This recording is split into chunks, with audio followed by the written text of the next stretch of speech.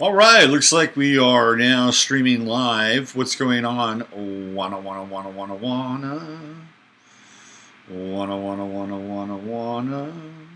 What's happening? Robert Phoenix here, broadcasting to you live from Fredericksburg. What's happening, everybody? I am wearing my Warriors jersey today, as you can see. If you can't see it, I'm gonna. You see that? Golden State Warriors right there. So my very first sporting event was at a Warriors game. That time they were the San Francisco Warriors. They were not the Golden State Warriors, and they played in San Francisco. And I was 8 years old. I remember this, and it was at the San Francisco Civic Auditorium, which I think at the time maybe sat about 5,000 people. That gives you a sense as to how far the NBA has come. And the Warriors are returning to San Francisco next season, leaving Oakland, where they've been since the 1970s. And I was sick that night. I had a cold, but I do remember walking around getting autographs, and you could walk right up to the players. They would be sitting down on the bench, on the sidelines, and you could just walk right up to them and hand them a piece of paper. And I remember it was the Chicago Bulls, and I got Bob Love and Chet Walker. I got all these guys' autographs. It was cool. It was a very, very different time. And of course now it's everything. But it was my first sporting event, and so they are playing for the championship. I think Toronto's going to win. As much as I love the Warriors, I think they're going to win because it's a global thing, and sports, for the most part, are pretty much fixed. Okay, I mean, there are some things you can't do in sports, and some things you can do. And basketball is one of those games where the referees can really insert themselves in a big way, very big way. So I think it would be the NBA is a woke league. So I think it would be behoove the NBA to crown Toronto as the champion, right?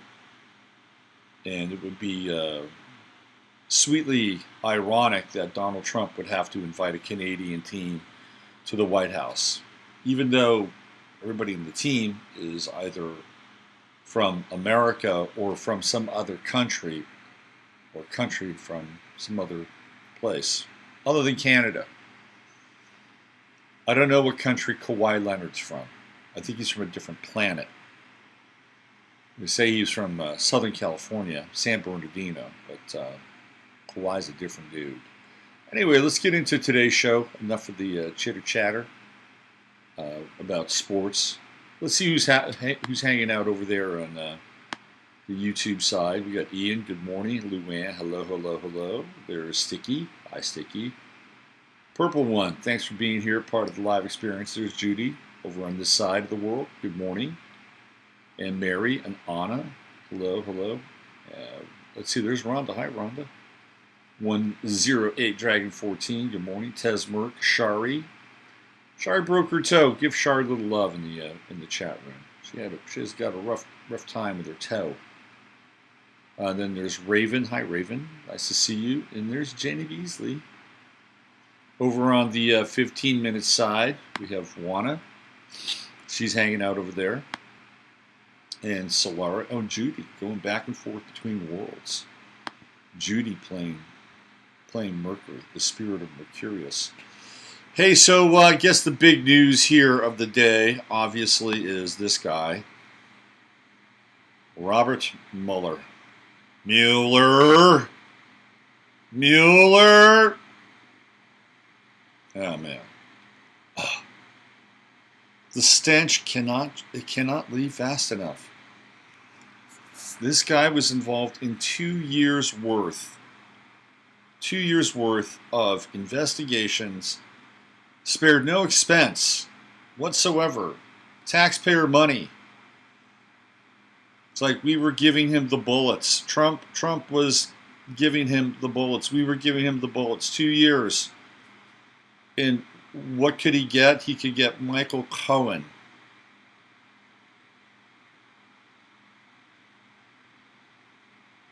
It's ridiculous. Michael Cohen and the other guy whose name eludes me. I know you know who he is. This is just bullshit. It's total bullshit. They brought in um,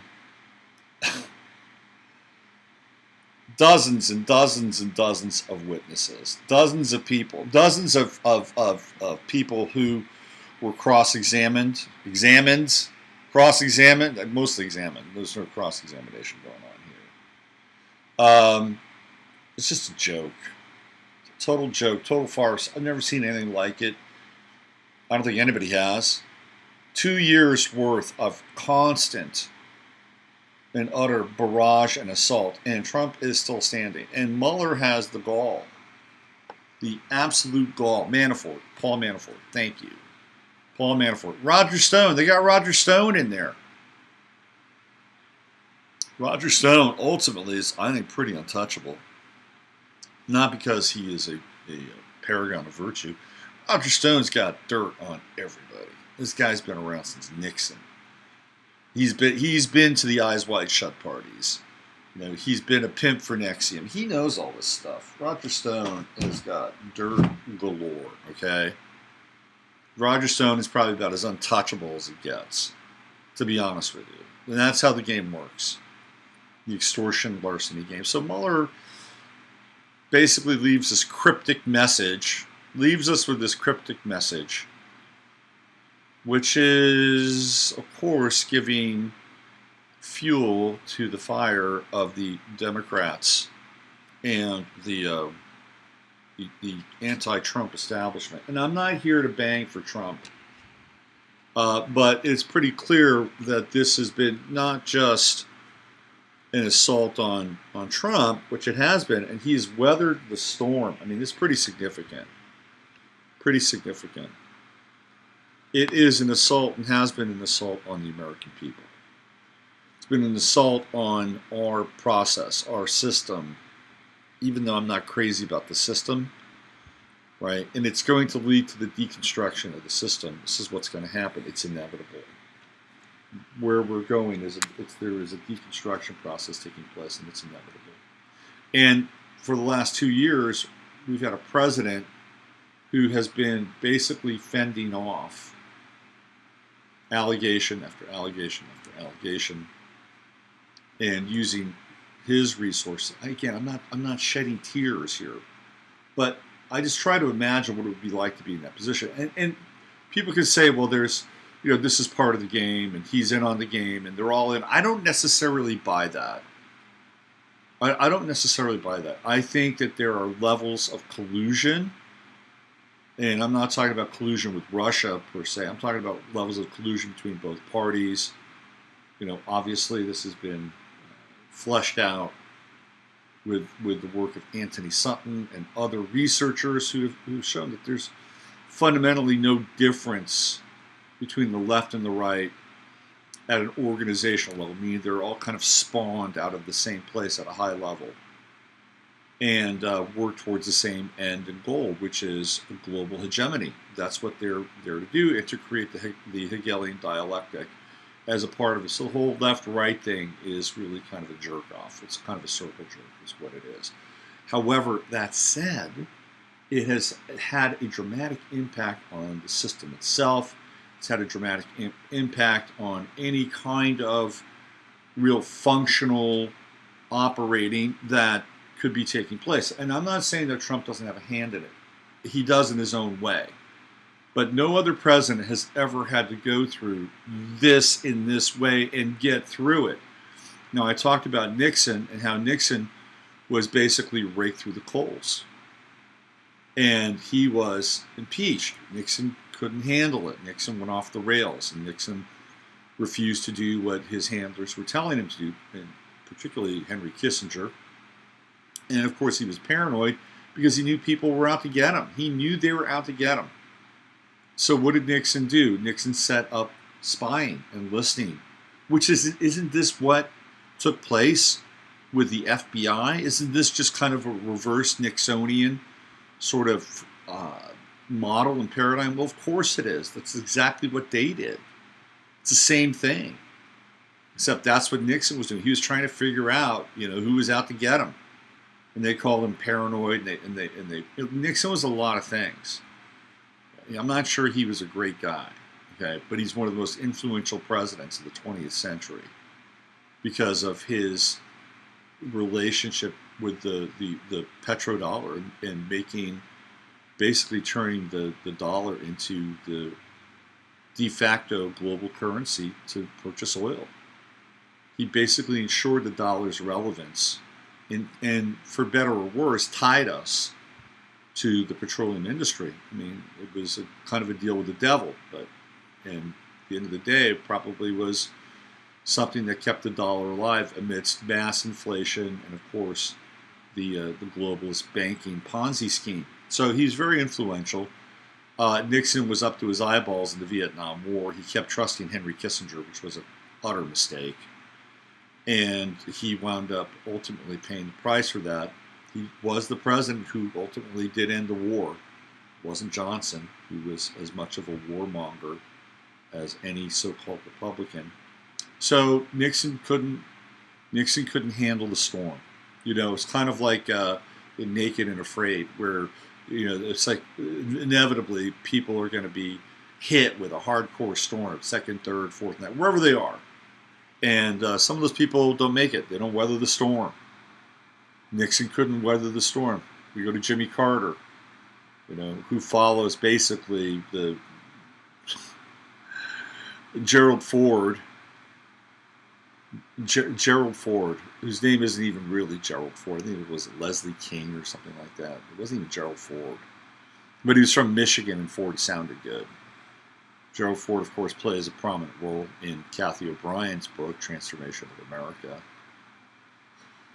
So we know why Gerald Ford was in there. Gerald Ford was on the Warren Commission. Gerald Ford was one of the people. By the way, Arlen Specter, who was on the Warren Commission, is still alive. Like somebody who actually knows what happened with JFK is still alive. Speaking of JFK, next Friday, I think we're going to jump into RFK with Steve and Chris. We're going to get into the assassination of Robert Fitzgerald Kennedy, and we're going to look at some of the players, Sirhan, and it should be a very interesting show. So put that on your calendar. So Jimmy Carter, the next formally elected president, he doesn't make it. He's a one-term president. He gets torpedoed by Reagan, and he gets torpedoed by the military-industrial complex. He gets torpedoed by the CIA because I've talked about this before. When Carter got in, he started cutting all these CIA people loose. He didn't want them around. I don't blame him. He didn't want the same old guard. But when you cut loose a bunch of spooks, what do you got?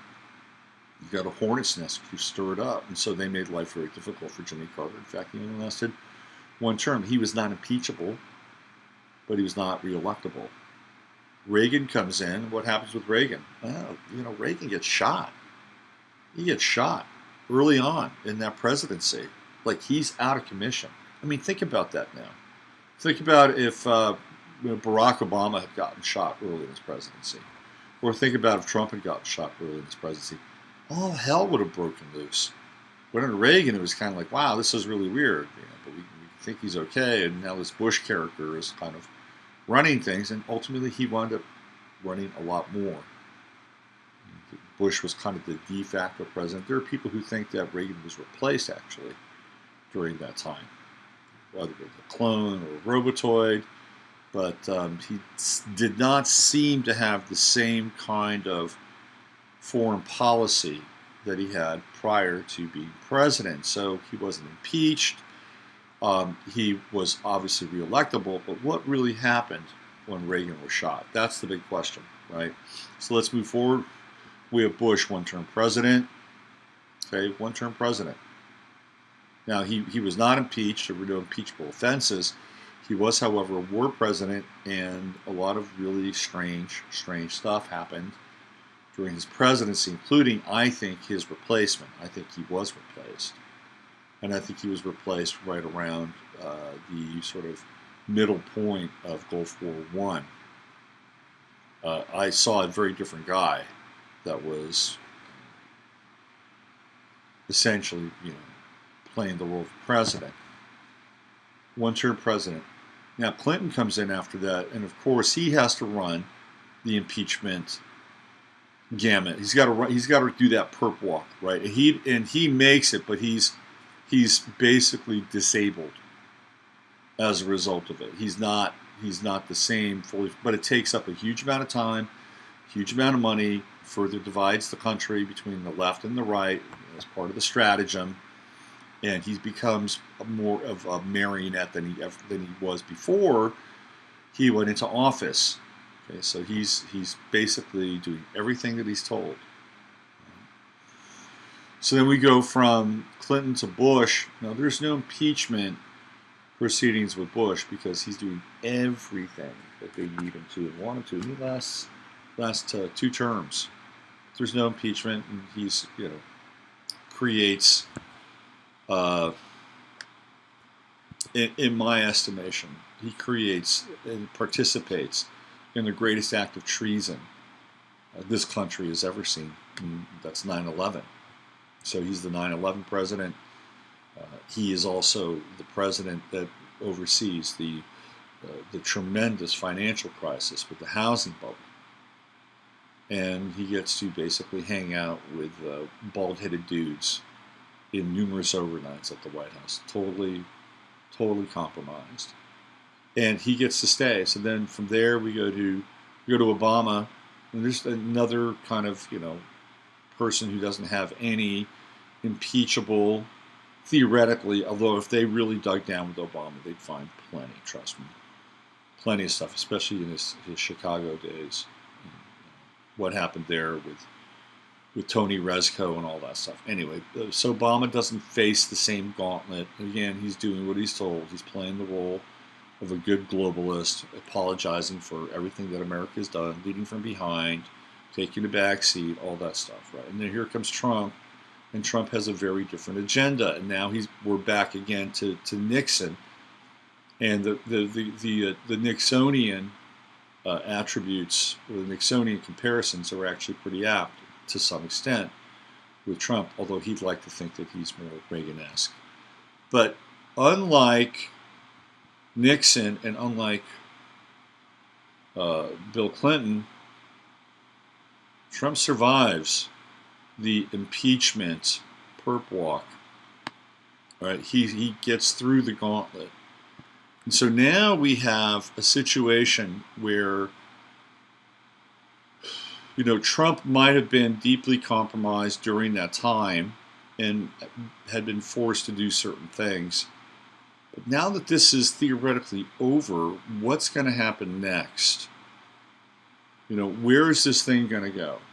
Are they still going to try to bring up the impeachment proceedings? Is that going to be a possibility? I'll tell you what, the whole thing is absolutely, utterly tiring. And I think Mueller, of course, is. A lot of people think Mueller was working for Trump. I don't believe that. I don't believe that. I think Mueller is a hired gun. Mueller was a guy that basically was hired just before 9/11 happened to become the director of the FBI. And what did he do? He was a cock blocker for the FBI in the investigation on 9/11. That's what his role was. Mueller's a hired gun. He was an assassin. He was a sniper in the army. That's what he did. He's a hired gun. And I think he was there to basically run cover for the group that had set all this in motion. And we know who the players are. Clapper, Brennan, Comey. They're all part of the same core group. Now, I don't know if these people are going to be taken down or not. I don't know. We haven't seen a history of this. We haven't seen any examples of people actually doing time. Every now and then you'll get somebody inside of an administration that will be sort of sacrificed or scapegoated. Bush had Lewis Libby. Clinton had a few people that had to, fall on the sword. But I don't know. Remains to be seen. What I do know is that it has left a terrible taste and stench in the lives of Americans, both on the left and the right. The left are far more emboldened than they've ever been before in a lot of ways because they feel as though there's been a miscarriage of justice. So now we're dealing with the worst case scenario in many ways. Like, I'm not saying this would have been the best case scenario, but the best case scenario for the left would have been Mueller being able to find that Trump had been guilty and that there was Russian collusion. That, in some ways, would have been the best case scenario because it would have provided a sense of closure. The left gets their scalps, they've counted some coup, and they're able to move on and basically smear themselves in the bloody entrails of the political process. Because at least at that point they would have been satiated, right? They would have been, I've got all this gory Trump blood and I'm smearing myself with it. And isn't this great, right? We got a motherfucker. They would have had their moment. But that didn't happen. So now we're dealing with the aftermath of that, which is they're convinced that there still was collusion and that for whatever reason Mueller knows their collusion, but his hands are tied so he can't do anything. And now Barr is the bad guy, Barr is the fall guy, and Trump is still running loose. The monster was not killed at the end of the movie. So now they're out for blood. I want to read you a little quote here from Jeffrey Wright. Jeffrey Wright is an actor. He's a pretty good actor. He was in Basquiat. He was in the HBO version of Westworld. He does a commercial now, I believe, for IBM or Dell. He pimps for Dell. So Jeffrey Wright was quoted. This is what we're dealing with now. This is what we're dealing with here. There's a lot to cover today. I've only got about 25 more minutes. I'm going to try and do as fast as possible. So this is what Jeffrey Wright was quoted as saying this is from Breitbart. He's a prominent actor, and he's a big brain, intellectual, hardcore liberal lefty. It says, actor Jeffrey Wright on Wednesday appeared to warn that when the political left in America get the power back from Republicans, everybody else should fucking duck. Message from the GOP. Jeffrey Wright began, there are no principles, not ethical, moral, legal, constitutional, religious, spiritual, none. There's only power. And when we get the power, everybody else fucking duck.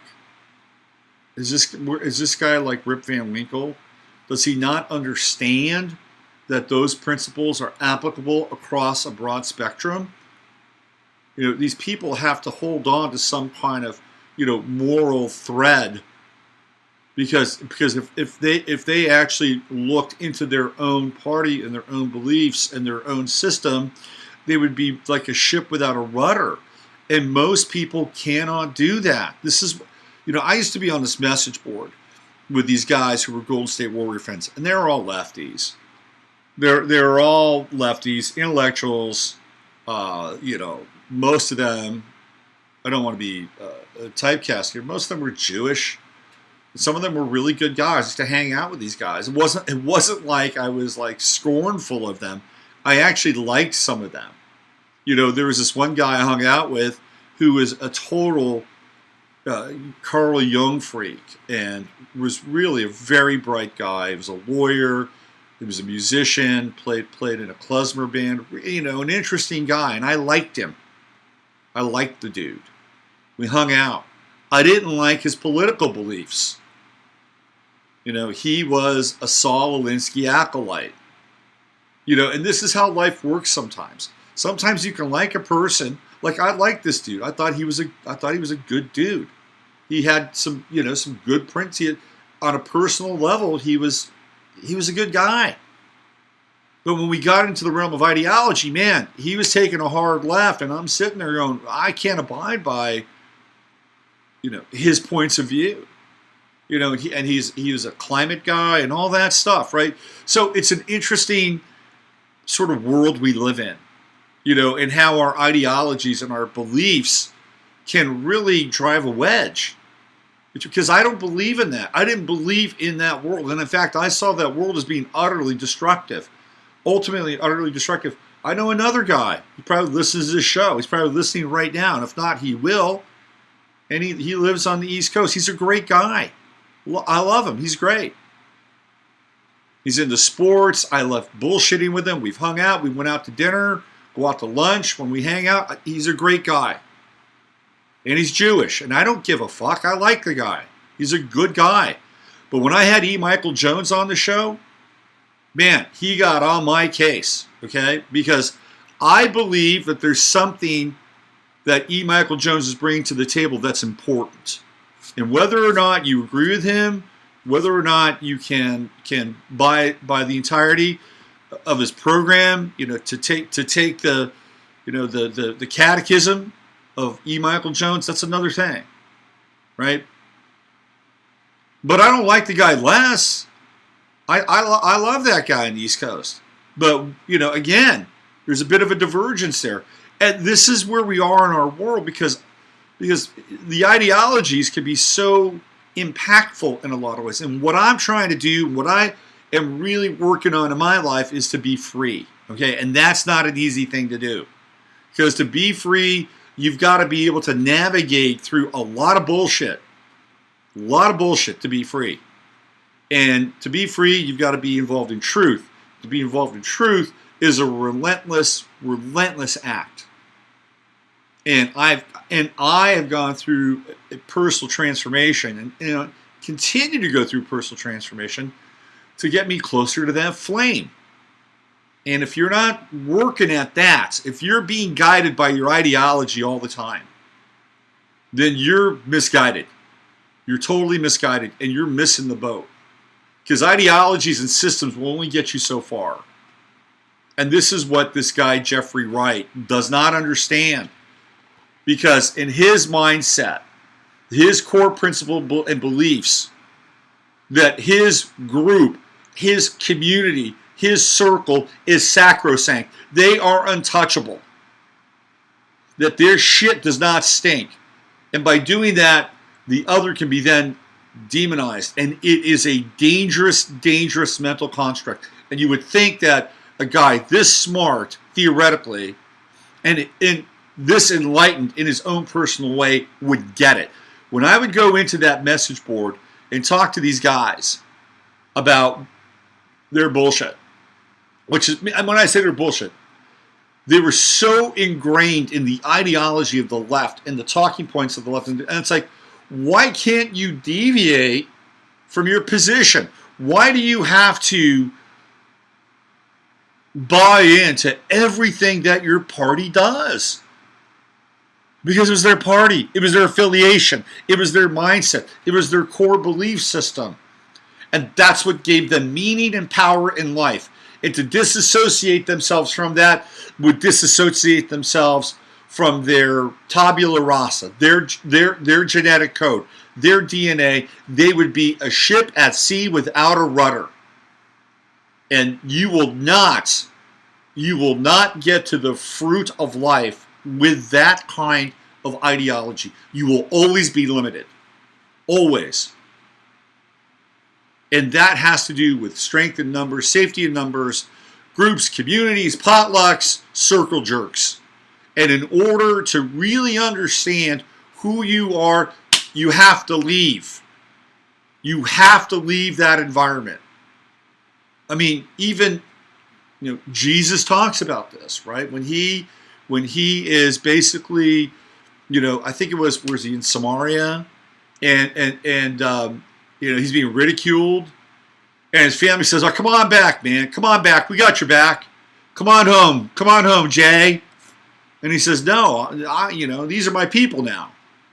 And he basically says, "You must leave your family." Now, you can go back to your family eventually, but you got to leave your family. And it's not always your biological family. Your family can be your ideological family. You got to leave it at some point because and you can come back and build something. I'm not saying that family is a trap. That's not what I'm saying. You can come back and build something, but at some point you got to leave because you're not going to find out who you are based on the precepts and the morals and the ideology that you're going to be inculcated with from your nuclear family, or your group. That's another version of the family. You have to leave it at some point. Like at some point, I got off the New Age reservation. I just left. There's some things, astrology. Yeah, I love astrology. I think it's a really good tool, and I use it. Right? It's how I make my money. It's my livelihood. I probably don't spend enough time actually being an astrologer, to be honest with you. Because I'm also doing this, because this is also another passion of mine. And this is part of the wake-up process. This is part of what I think I'm here to do. So I do it. Anyway. But we have to leave at some point. And these guys aren't leaving. They don't leave. And you'll even get it on the right. The right won't leave. They just check these boxes.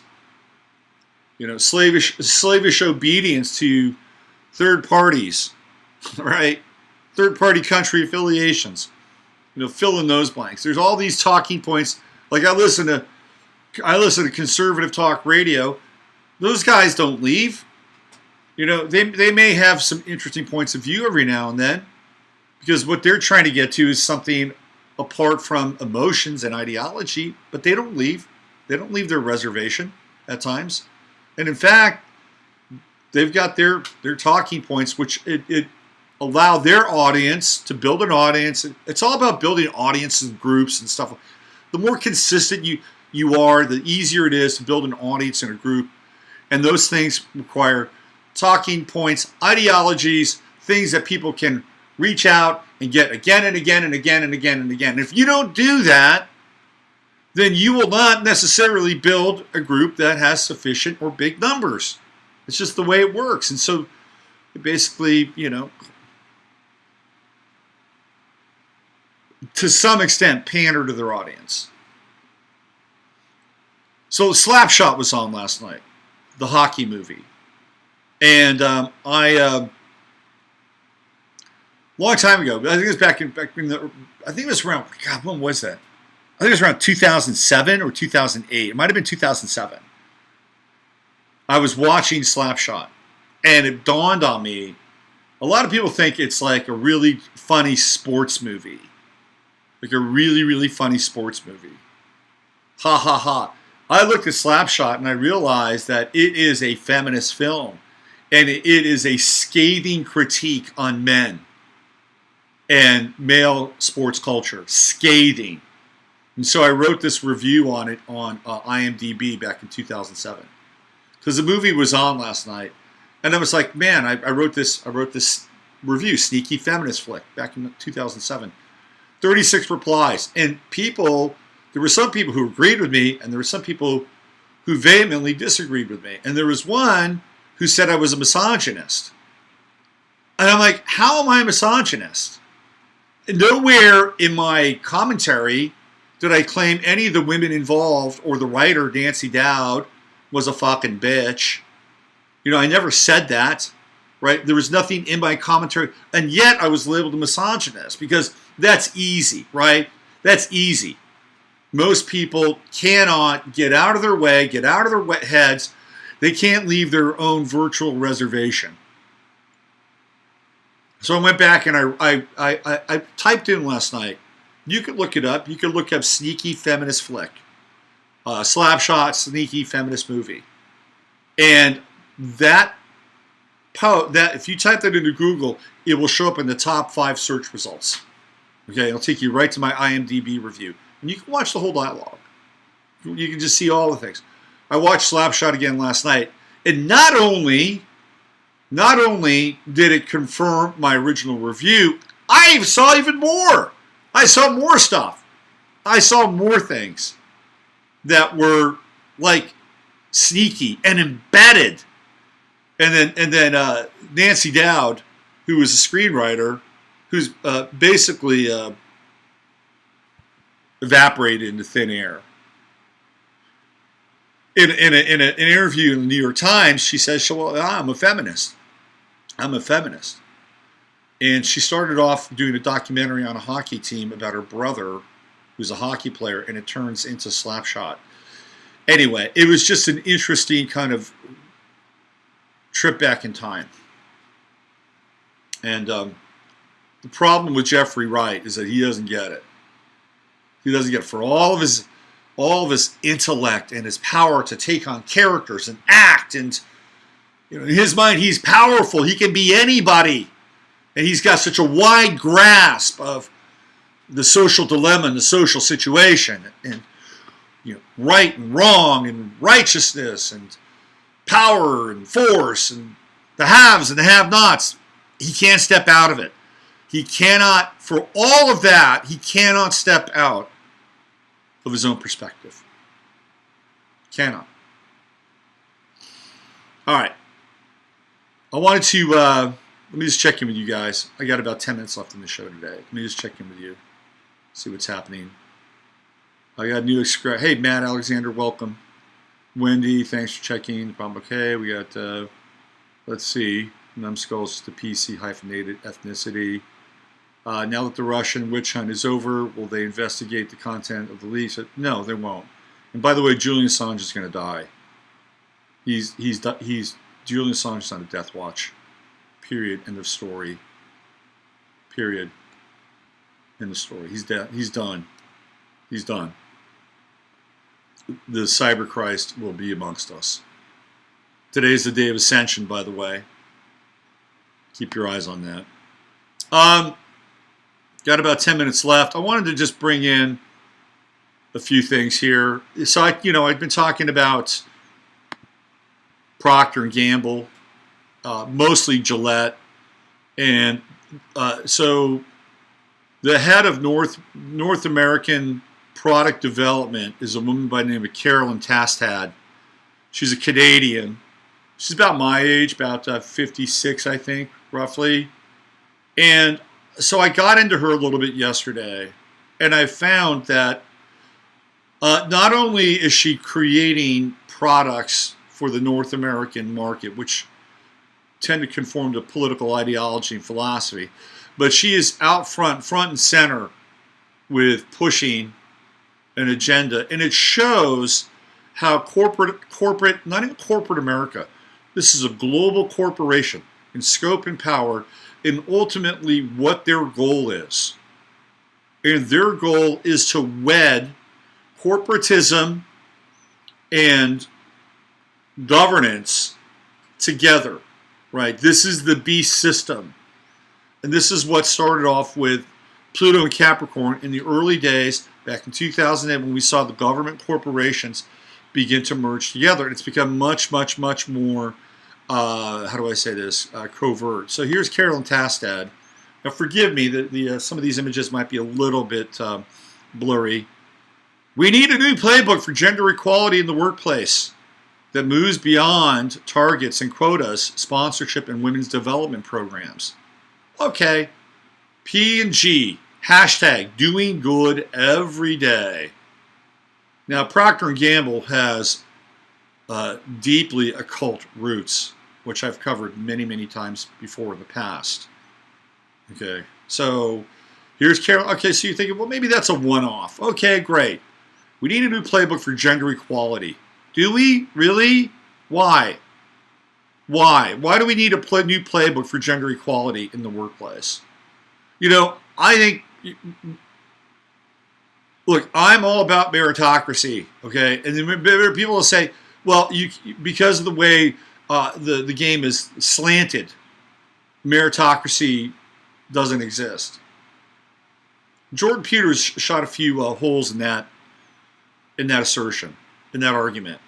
And one of the things that Jordan Peterson, I think, one of the most powerful arguments in this area is the fact that men are the most incarcerated, men are the most unemployed, men have the most suicides, and men have the highest tendency towards addiction. Oh, what do we have here? Sorry about the fuzziness. We need a new playbook. It keeps talking about this playbook. We need a new playbook that shifts the focus from fixing women to fixing behaviors and systems. That perpetual basis in the global gender gap. When was the last time anybody had a fucking dialogue about fixing women? Well, I have never sat down with a couple of guys at a bar over when I was drinking, having some beers. You know what? Fuck, I can just fix that bitch. You got to be kidding me. This one's got to be kidding me. Fixing women is not at the top of the pyramid, okay? I don't think we have those kinds of dialogues. Do you think global leaders sit around and go, we need to figure out how to fix women? You know what they're saying? We need to figure out how we can get rebellious men out of the picture so we can run this goddamn thing. That's what they're thinking, okay? We need to figure out how we can get people who are, smitten with this idea of freedom and truth and independence. We need to figure out how we can marginalize them, okay? That's really the discussions that they're having, and they're having them right now at Bilderberg. I guarantee you that. They're not having this discussion about fixing women. Let's do another one. We know that when women have a voice and the opportunity for full representation, that businesses perform better, economies thrive, communities are healthier, and the world is a better place for everyone. Do we really know that? Do we really know that? I don't know. Look at what Theresa May just did. You ask the Brits about that. Well, she didn't have a real voice, or she didn't have full representation. They didn't do better. They're not doing better. How are the Germans doing? I'm not sure the Germans are doing better. Okay? If you're a sports fan, I got one word for you. Genie bus. Are the Lakers doing better? That's not to say that there are not competent women. There are. There are competent women. But to have a blanket statement like that is bullshit, and I think irresponsible. But this is the kind of programming that corporations are doling out. I got one more for you. At P&G, we believe girls and women are a force for change, positive change, in the world. Growing their knowledge and skills builds confidence and unleashes their full potential and power. Our commitment today as P&G and through our Always brand contributes to our aspiration to build a better world for all of us. A world free of gender bias. So they're supporting a culture here that basically advocates clitorectomies and beheadings and hangings and does not allow women to drive. What a fucking mixed message this is. I'm sorry. I'm sorry. However, all this might be working, and the reason why it might be working is because I'm going to read you a story. It's going to flip you out here. I got about 3 minutes left. I don't want to have an awkward end. I'm going to try and race through this thing here. Read this story. Check this out. This is by Mike Adams. I guess he's writing for Libtard News. Okay, so this is from the Metro UK. I just got to read this really quickly. Progressive men will restart cutting off their own balls as gender insanity reaches new level of dangerous mental illness. This is an op-ed. As more awakened human beings are starting to realize the political left is a dangerous, deranged, authoritarian cult, and its members are repeatedly proving just how insane and dangerous the progressive LGBT movement has become. Now a 23-year-old American male claims to have personally removed his testicles and penis, desiring to render himself what he refers to as a genitalia-free nullo. Okay, nullo. So this is from Big League Politics. According to a report published by the Metro UK, the young American is named Trent Yates. They removed his manhood with an ultra-sharp ceramic knife in January 2017 after seeing a photo of another famous Nullo called gelding at the age of 15. If this is a new movement, we are screwed. This is utterly and absolutely insane, and I mean insane. This is taking it to new and dangerous limits. The Nullo culture. Can you believe that? The Nullo culture. I don't have an antidote to this really, except unplug from as much of this bullshit as possible and try to return to your original pattern, your original blueprint, and your original signal. That's where it's at. In order to do that, you have to leave the herd, okay? You have to, or else you're not going to find it, you know? So my message for all of you out there who feel lost because your family or your group or your community doesn't understand you, you don't have your so-called support, you're doing okay.